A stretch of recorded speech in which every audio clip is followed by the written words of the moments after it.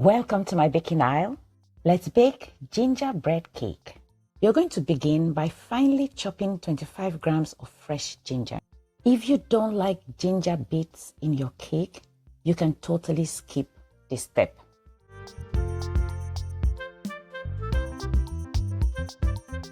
And then you're going to add that to a pan.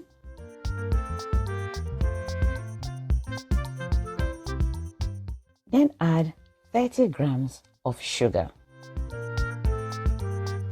and 150 grams of water. Now you're going to place that on your stove, and over medium-low heat, you're going to cook that until it becomes soft and syrupy, just like this.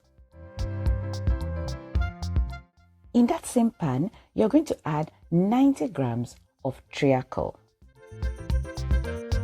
60 grams of golden syrup. If you don't have golden syrup, you can use dark corn syrup, okay? Now go ahead and add 150 grams of brown sugar, 150 grams of butter, and 100 grams of water.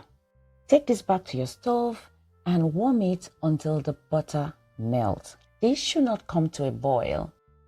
For the dry ingredients, you're going to add to a sieve 250 grams of all-purpose flour, 3/4 teaspoons of baking soda, 3 teaspoons of ginger powder, 1 teaspoon of ground cinnamon, half a teaspoon of clove powder, and 1/4 teaspoon of salt. Now you're going to sift everything together, okay?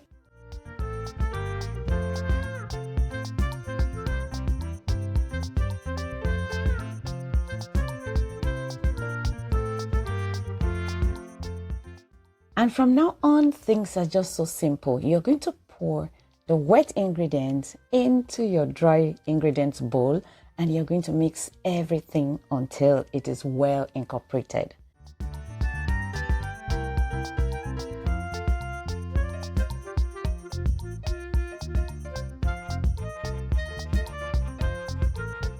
Now you're going to add 2 eggs and continue mixing.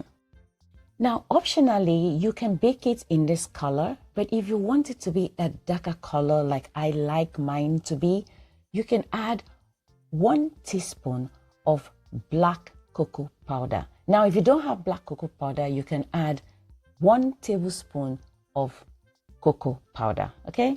Now, you're going to mix everything in until it is well mixed, and then you're going to pour that into your prepared pan.